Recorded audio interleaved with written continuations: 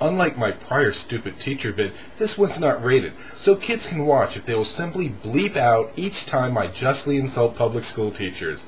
I've often said that public school teachers are idiots, so I get criticized by those who rant, "All you do is whine, complain and point fingers, but have nothing constructive to say." Although I disagree, I'm taking that criticism to heart. In this video, I'll be breaking it down to a more concrete level so that even a conceptually challenged pragmatic educrat can follow along. I recently bought myself an MP3 player. Nothing special, just a little 2 GB Creative Zen Mozaic, which I got for about 50 bucks. Previously, I had bought 4 iPods for my girls, none for me. Consider what would happen if I was a student and took my little player to high school. And for this discussion, I'm focusing on the secondary education level. Teachers hate electronic toys, so mine would probably end up confiscated and added to the teacher's collection of booty.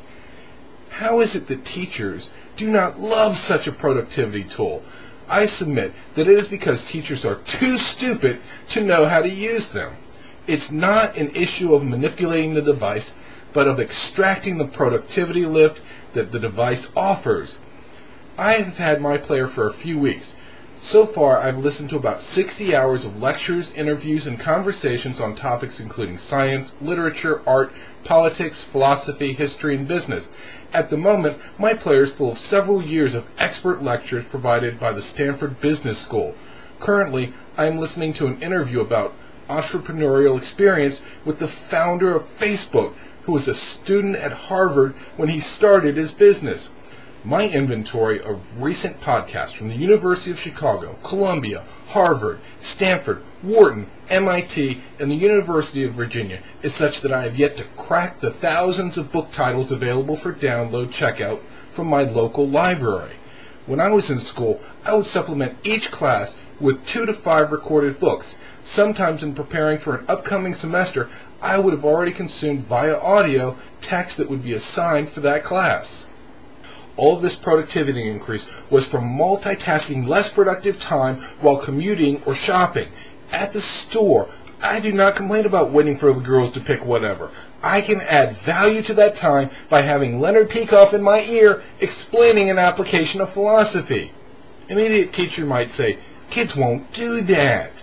Given the option of listening to Shakespeare on the bus to and from school instead of reading him at home, kids will not do the former. The same kids who would rather watch the movie than read the play? Really? Imagine if teachers podcasted their lectures. Sick kids would not miss out. Students could replay the material later for better understanding. Think back to all those kids that wanted to record the lectures back in the day. Classroom notes could be validated as needed when studying for the exam. Parents could listen to the podcast so that they would be able to better help their kids with their homework. Students might actually learn more, with the big assumption that there was anything of value in that lecture. An idiot teacher might say, "But my little monsters would not do that." First, that teacher needs to examine what's wrong with them. Second, additional sources of information could be leveraged to bring students requiring remediation up to speed. Third, this provides opportunities for teachers to supplement the learning of their best students to help them get even further ahead. While the class plods along through Hamlet, some can supplement by listening to additional plays, either by Shakespeare or subsequent writers exploring similar themes. A concrete example of one of those uncooperative little monsters was Daisy. While she was failing and bored out of her mind by the slow pace of her advanced classes, during class she would ignore her repetitive teacher and quietly read June's old college textbooks. A kid who values learning and education but not her teachers. What do you induce from that?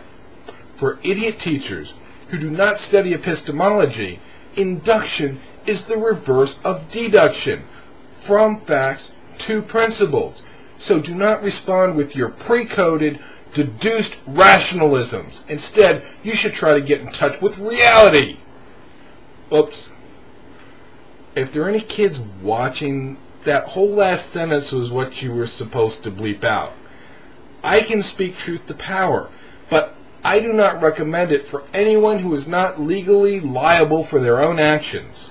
My point is that MP3 players are fabulous productivity tools, and the kids be crazy about them. So teachers should pull their heads out of their think like employers about how to increase productivity. Teachers like to pull that in the real world card a lot.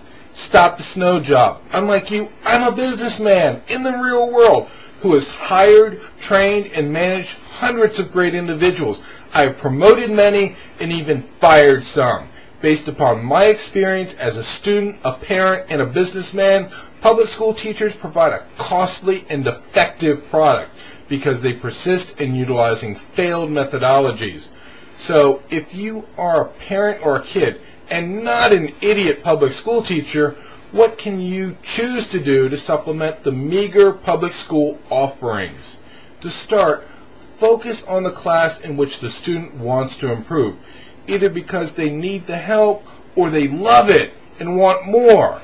Find related audiobooks and podcast materials. These can be found via the local library and even online. Many colleges and universities are doing an impressive job making educational resources available through podcasts. Another example, I was checking out Odeo, odeo.com, and found that they have an education section including selections on foreign language. When June was in high school, she read Camus' L'étranger in French for fun. Obviously, she didn't get her excellent pronunciation from me. Could your student benefit from hearing more of their foreign language spoken? Say that your student loves psychology. Dr. Ellen Kenner has podcasts available through iTunes applying principles from psychology to everyday life. Even math can be found if you focus on application and history instead of the visualization of equations. Really, filling in the gaps of translating word problems from reality into equations. The educrats are asleep at the switch, stuck in the mentality of the late 19th century pragmatism. Parents and students need to find productive ways to access real education in the limited time remaining after all of the time wasted in accordance with the teacher's directions. If you are a public school teacher who is leveraging this technology, comment or make a response video telling us how. Remember, I don't think that every single public school teacher is an idiot. Consider your peers. If you start to see my point, then you're probably one of the good ones. Otherwise, you might say, I don't know, they look pretty smart to me.